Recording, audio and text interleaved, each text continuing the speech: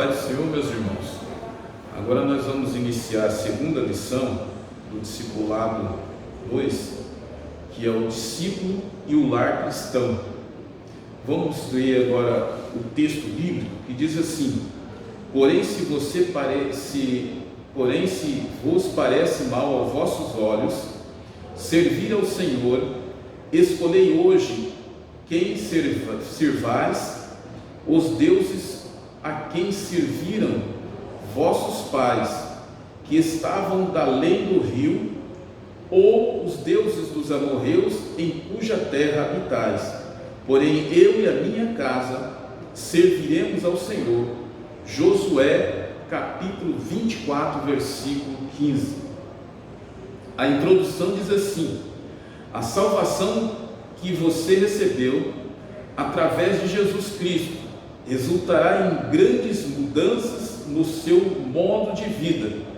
A partir daí, você começa uma nova caminhada onde, segundo a Bíblia, tudo se fez novo. Isso inclui não só a vida pessoal, mas também a área de relacionamento.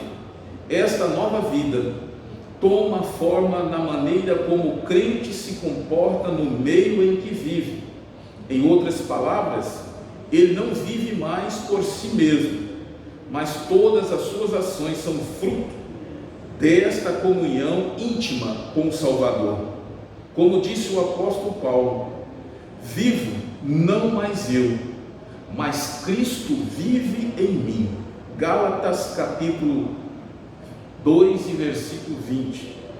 O lar é o ponto de partida desta nova experiência, e aí junto aos familiares que você pode e deve começar a pôr em prática a sua nova vida em Cristo, como testemunho da transformação que o conduziu a esta nova dimensão espiritual. O primeiro ponto: o que é o lar? A família é a base do lar. O lar não é simplesmente uma casa onde a família se reúne. É muito mais do que isso. É a dimensão física que traduz o propósito de Deus ao instituir o casamento através de nossos primeiros pais, Adão e Eva, que está lá em Gênesis capítulo 2 e versículo 18. Jamais foi desejo de Deus que o homem vivesse uma vida solitária, daí a dimensão de fazer-lhe uma companheira. Amém? O segundo ponto, o subponto: o lar, a base da sociedade. Os lares formam a sociedade. Lares desagradados vão também corresponder a uma sociedade desagregada. Esta é a razão pela qual Satanás procura subverter os princípios que regem o lar. Desta forma, ele sabe que pode destruir a sociedade de forma disseminando a infidelidade conjugal, o desrespeito aos pais, a falta de diálogo no lar, o amor livre entre jovens e instituindo outros valores que ferem a palavra de Deus. Por isso Josué, o líder que substituiu Moisés, disse: eu e a minha casa serviremos ao Senhor. O segundo ponto diz assim: o lar como extensão da igreja. O que significa o vocábulo igreja? A palavra igreja quer dizer uma reunião de pessoas chamadas para fora, ou seja, um grupo de pessoas que saíram de dentro do mundo espiritual, não fisicamente, para juntos seguirem a Cristo. Nesse sentido, todos os crentes em qualquer parte do mundo formam a igreja. A palavra igreja pode também ser aplicada aos crentes de um determinado lugar, isto é, a igreja local. O lar, a extensão da igreja, segundo subponto. Ora, diante da definição acima, é justo considerar que o lar é a extensão da igreja. Em outras palavras, isto quer dizer que o bom testemunho cristão deve começar a ser vivido no lar. Não é possível ter um comportamento do crente no templo, onde a igreja se reúne, e ter no lar um comportamento de incrédulo. Ou seja, o comportamento que você tem na igreja, você tem que ter no seu lar. Você tem que mostrar para os seus familiares, para o seu pai, para a sua mãe, para o seu esposo, para a sua esposa, para os seus filhos, que você de fato agora é um crente em Cristo Jesus. A vida cristã no lar. O que é vida cristã? Definir a vida cristã é simples. Agora, vivê-la implica-se sério compromisso com Cristo.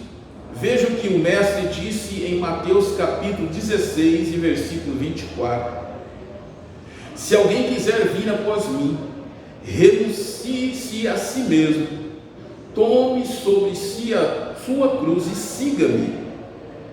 Isto significa que a vida cristã é o ato de seguir a Cristo, renunciando os interesses próprios, para que a vontade dele prevaleça em todas as áreas que lhe são submetidas a partir da conversão.